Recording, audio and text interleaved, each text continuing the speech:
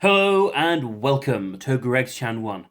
I'm Greg, this is Channel 1, and let's talk Line of Duty Series 6, Episode 3, How Not to Swim with Ryan Pilkington. If you haven't seen the episode, go watch it, pop back, and then you can hear me talk about Line of Duty Series 6, Episode 3. So, let's dive right in and let's talk Line of Duty. So, this episode's main cast are Kelly MacDonald, who plays DCI Joanne Davidson, Vicky McClure, who plays DI Kate Fleming. We have Adrian Dunbar as Superintendent Ted Hastings. We have Martin Compton as DIDS Steve Arnott. For the important supporting cast for this episode, we have Nigel Boyle as Detective Superintendent Ian Buckles. We have Gregory Piper as the evil DC Ryan Pilkington. Amy De Bruyne as Steph Corbett. Shalom Brune Franklin as DC Chloe Bishop. Tommy Jessup as Terry Boyle. Perry Fitzpatrick as DS Chris Lomax. He's back! For a little bit. Andy Osho as Gail Vella. Ace Barty as PCC Rohan Sidwani. Elizabeth Ryder as DCC Andrea Wise. We get a slight cameo from Owen Teal as Osborne. And we have Annika Rose as PS Farida Jatri for a very brief moment. And we also get a surprise cameo from that evil one from Series 2. That evil guard with the hot water. But let's just say she goes out on a limb and let's just say she breaks Farida into the hospital. Too soon? We'll move on then. Okay, so let's talk about the episode. So after a witness identifies Terry Boyle as the person that was arguing with Chiz, which we all know is probably not right, Terry is brought in for questioning yet again. Ryan turns to him and says, "As long as you keep your mouth shut, we're still best friends." Smile, smile, smile. Terry's like, "Okay, friend, yay!" And they head on. Terry gets upset with the interview, and you can tell that he's getting close to giving them what they need.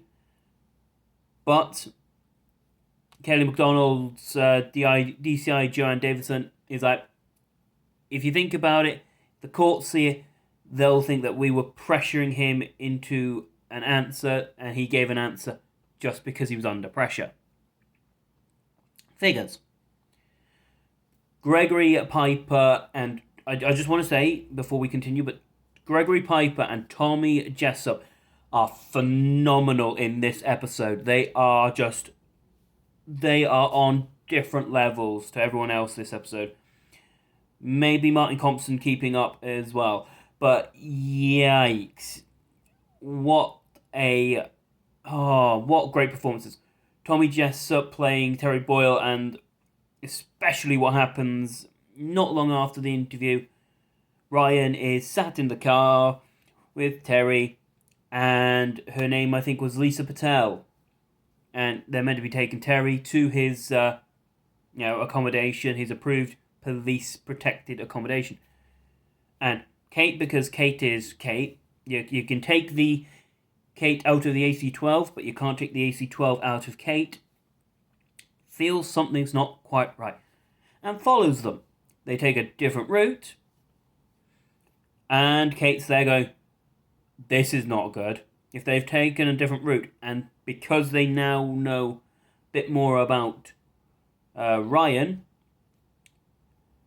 she wants to stop him as soon as possible.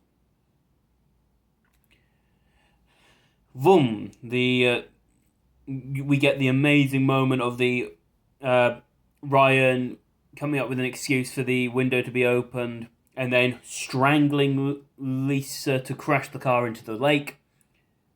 And Ryan comes out like, "Oh, okay, I'm the only one that's safe because Terry's asleep." Brilliant.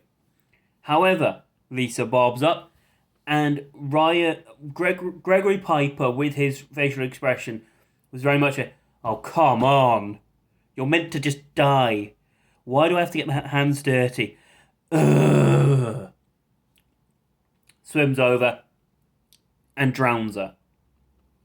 Terry pops up, and you can see, because Ryan has gotten almost out of the water, and he turns.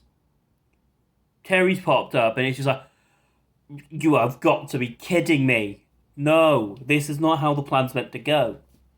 Goes back out, and it looks like he's getting ready to drown Terry when Kate catches up and is like, oh my god, I'm going to help. Ryan saves Terry, and Terry lives. But Lisa is dead. Another great scene with Gregory Piper is Kate interviewing Ryan. And you can tell that because Ryan doesn't realise that Kate knows who he is now, he keeps a blank expression, just answering the questions and hoping that will be enough. And I think had Kate have not realised, oh, him, I remember him, then, she probably would have taken his answers on face value, probably. But that scene is intense, because you've got Joe just watching like, uh-oh. Don't dig yourself a hole and bury yourself, Ryan.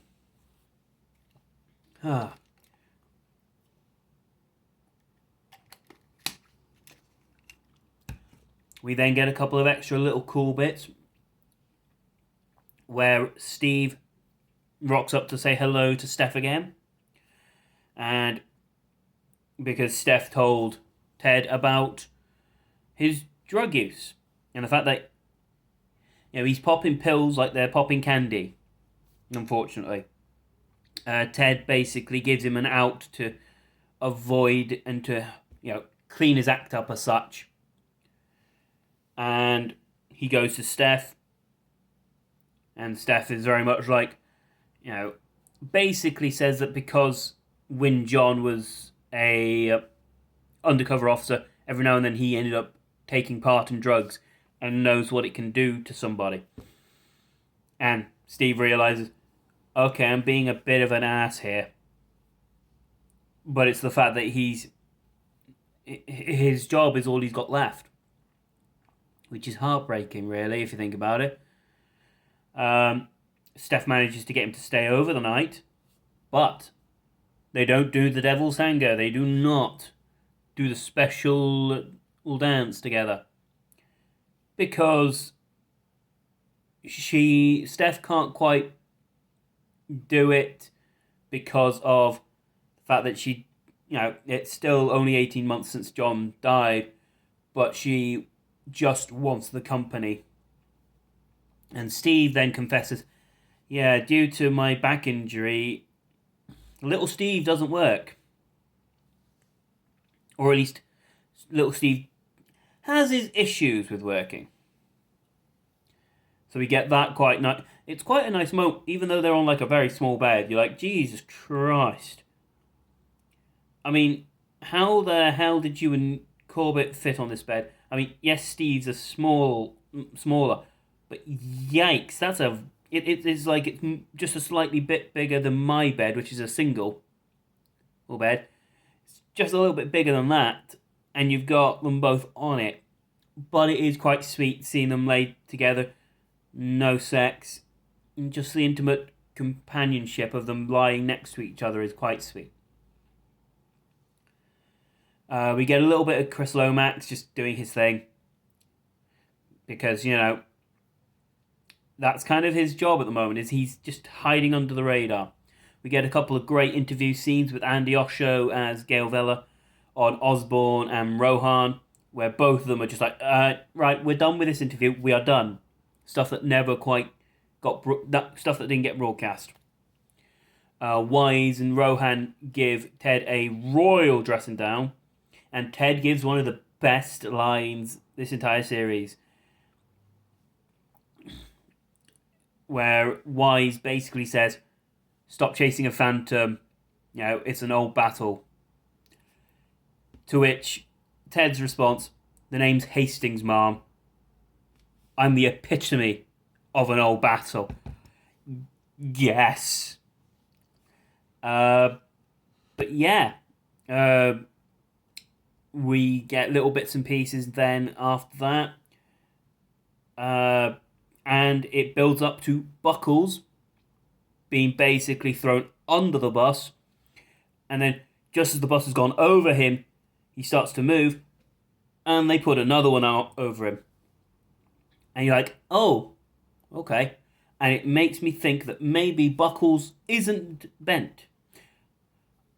A theory I've got is that actually since Operation Trapdoor in Series 4, Buckles has been working with AC-12, but without anyone really knowing apart from Ted. Because Ted gives him a phone call before they bring him up. Which makes me think that maybe Ted's like, your cover's been blown. You've got, theoretically, play up the fact that you're annoyed that you're being taken to AC-12. Act like how you would before we hired you up. That's what I'm thinking. Buckles gives possibly the best line from him, but there's a lot of swearing in it, so I'm not going to repeat it. But everything seems to just be going, here's a pointy arrow at Buckles, which makes me think it's not Buckles. I don't think he's bent. I think he's possibly a little lazy, but I don't think he's bent. Which completely contradicts what I said in my theories before the series started. We then find out that Buckles, was the one that transferred Ryan to his team. The fact that he's the one that made the mistake with the order, which if you think about it, actually Joe put the wrong thing on. Buckles just didn't check it because I think Buckles is trying to make everyone think he's on the OCG's side and that, he's in the payroll. And then we get a nice moment where we get a nice moment. I would say it's a nice moment for building tension. Is at the end, we see Joe Davidson back in her flat with her 900 locks, opening up the laptop. And it's like the good old MSN looking thing that we got back when H was contacting Corbett and Lisa. And that's how it ends. Absolutely very, very good episode. No matter what kind of review I give, it's not going to do it any justice. But another great episode, and this series feels like it's building to as many sad endings as it can do. But overall, we win, but everyone loses who started the series in Series 1. I think it's going to be one of those where Kate, Ted, and Steve are all finished with AC-12 by the end of the show, which is going to be heartbreaking to watch. I think Buckles... I'm very worried for Buckles now. I think the OCG are going to realise, Buckles is not on our... Buckles is... I think we're going to get a... one thing I do think is that I think we're going to get another urgent exit required, but it's going to be abandoned because it's going to be for Ryan, and the OCG are just going to go, you're a fall guy, that's your job. So, no, we're not going to come and bust you out. Anyway, that's my thoughts. Let me know what you thought of the episode in the comment section below. Do the likes and subscribes and all that kind of stuff. I love this episode and I want to see more. So, thank you very much, everybody. See you next time. Bye.